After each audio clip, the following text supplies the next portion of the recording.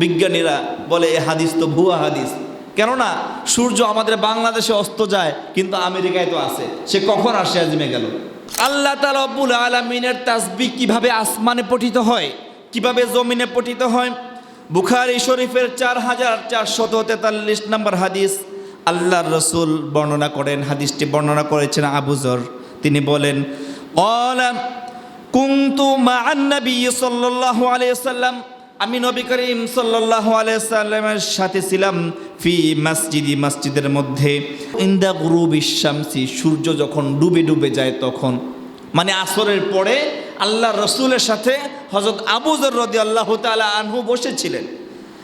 তারপর বললেন, ইয়া রসুল বলেন, ফাকালা, রসুল ডেকে বললেন, ইয়া আবা যর, হে আবু যর। রসুল আবু যরকে ডেকে বললেন, আবু যর, তুমি তো দেখছো যে সূর্যটা ডুবে যাচ্ছে, তুমি কি জানো সূর্যটা ডুবে কোথায় যায়? সুবহানাল্লাহ পড়বেন না? সাহাবা বললেন, ইয়া রাসূলুল্লাহ, আমি তো জানি না, যেহেতু আপনি জিজ্ঞাসা করছেন আপনি উত্তর দেন। ক্বালা, আল্লাহ রসুল জবাব দিলেন, ফাইন্নাহা তাযহাবু হাত্তা তাসজুদা তাহতাল আরশ। আল্লাহ রসুল বলেন, এটা চলে যাচ্ছে আরশে আজিমের নিচে। সুবহানাল্লাহ। ফাযালিকা কাউলুহু তাআলা, অতঃপর আল্লাহ রসুল সাল্লাল্লাহু আলাইহি ওয়াসাল্লাম আল্লাহর এই আয়াতটা তেলাওয়াত করলেন, ওয়াশ-শামসু তাজরি লিমুস্তাকাররিল লাহা যালিকা তাকদীরুল আজিজিল আলীম। আল্লাহ রসুল বলেন, সূর্যটা ডুবে আল্লাহর আরশের নিচে চলে যায়। কোন কোন বর্ণনায় আসছে, আল্লাহর রসুলের হাদিসে আসছে, আল্লাহ রসুল বলেন, সূর্যটা যখন ডুবে আরশের নিচে আল্লাহর তাসবিহ পাঠ করে, আল্লাহ যখন অনুমতি দেয় আবার নতুন করে সূর্য উদয় হয়। সুবহানাল্লাহ। এখন বিজ্ঞানীরা বলে এই হাদিস তো ভুয়া হাদিস। কেননা সূর্য আমাদের বাংলাদেশে অস্ত যায়, কিন্তু আমেরিকায় তো আছে। সে কখন আসে আজিমে গেল? কথার যুক্তি আছে না? সে বলে কি, সূর্য যদি বাংলাদেশে ডুবে তা আমেরিকায় তো আছে, আবার আমেরিকায় ঢুকলে বাংলাদেশে আছে। তো সূর্য তো কখনো অস্ত যায় না। সূর্য অস্ত যায় না, পৃথিবী তার দিক পরিবর্তন করে, যার কারণে আমরা সূর্য দেখি অস্ত যায়। মূলত সূর্য তো অস্ত যায় না। তাহলে মুহাম্মদ সাল্লাল্লাহু আলাইহি ওয়াসাল্লাম যেটা বলেছে এটা বানোয়াট কথা বলেছে। নাউজুবিল্লাহ বলেন। এখানে খেয়াল করতে হবে একটা বিষয়, আমরা একটু খেয়াল করি। আমরা তামাম বিশ্বের যত হাজি আছে একটা জায়গায় গিয়ে গোল চক্কর দেয়। কোথায় এটা? কোথায়? মসজিদুল হারাম, কাবাকে ঘিরে সবাই কি করে? গোল চক্কর দেয়। এই পৃথিবীর সমস্ত মানুষ যেমন কাবাকে ঘুরে গোল চক্কর দেয়, তেমনি এই বিশ্বটা সূর্যকে ঘিরে একটা গোল চক্কর দেয়। এই সূর্য তার যতগুলো গ্রহ আছে সমস্ত গ্রহকে একসাথে করে পুরো ইউনিভার্সটাকে একটা গোল চক্কর দেয়। Lakh lakh crore crore universe, milky way সমস্ত মিলে আল্লাহর আরশকে কেন্দ্র করে গোল চক্কর দেয়। সুবহানাল্লাহ পড়েন। সুতরাং আল্লাহর আরশে একটা কেন্দ্রবিন্দু আছে।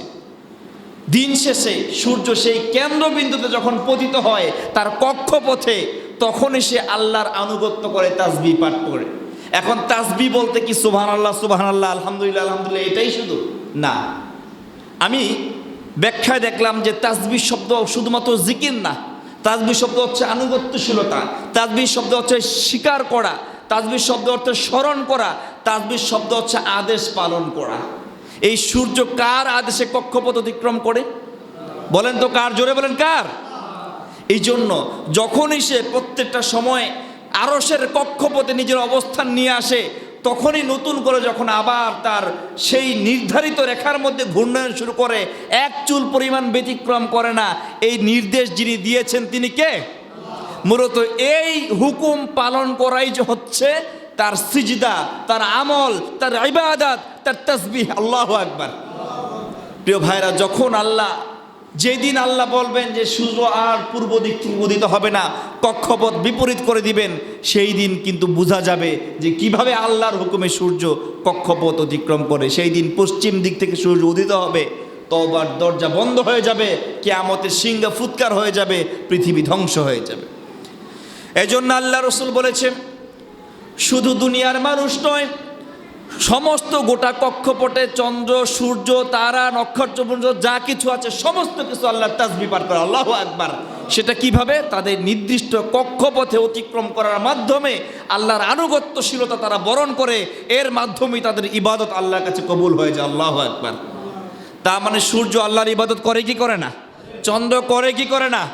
এই জন্য আল্লাহ বলেছেন সাব্বাহা লিল্লাহি মা ফিস সামাওয়াত, আল্লাহর জিকির করে, আল্লাহর সিজদা করে, আল্লাহর আনুগত্য করে, মা ফিস সামাওয়াতি ওয়া মা ফিল আরদ, যাহা কিছু আছে, যত ক্ষুদ্র জিনিস আছে আকাশের মধ্যে, আল্লাহু আকবার, ওয়া মা ফিল আরদ, এবং জমিনের মধ্যেও যা কিছু আছে, ক্ষুদ্র পিপিলিকা রাস্তায় হেঁটে যায়, গাছের পাতা ঝরে পড়ে, যা কিছু আছে সমস্ত কিছু আল্লাহ তাসবিহ পাঠ করে, তবে মানুষের মতো নয়। মানুষের মতো? ঘোড়া কি মানুষের মতো ঘুমায়? তিমি মাছ শ্বাস নেয়, 30 মিনিট পর্যন্ত সমুদ্রের নিচে বসে থাকে, আবার অক্সিজেন নেওয়ার জন্য উপরে চলে আসে। সেটা তার একটা শ্বাস নেওয়ার প্রক্রিয়া, একটা পদ্ধতি। এক একটা জীবের কথা বলার পদ্ধতি এক এক রকম, চলার পদ্ধতি এক এক রকম, জীবন যাপনের পদ্ধতি এক রকম। তেমনি আল্লাহর ইবাদত করার ক্ষেত্রেও এক একটা প্রাণীর পদ্ধতি এক এক রকম। আল্লাহু আকবার।